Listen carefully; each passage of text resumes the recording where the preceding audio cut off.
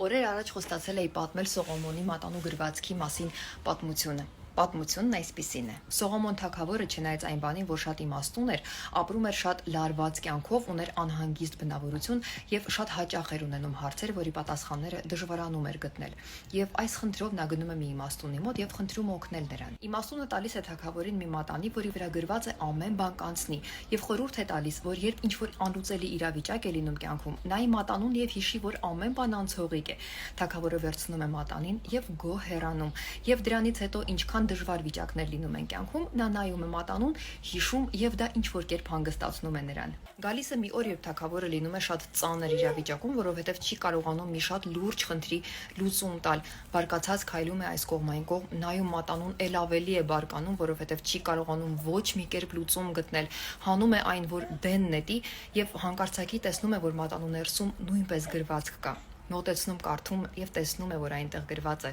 «Սա նույնպես կանցնի»։